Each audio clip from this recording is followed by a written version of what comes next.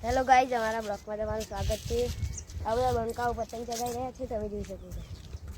આ જો ગાઈઝ, આ પેલું પતંગ ચગાવે છે ગાઈઝ, પણ આ જો કહો દોડી નહીં ઉમતો. આ બંકો જો કેવું પતંગ ચગાવે છે.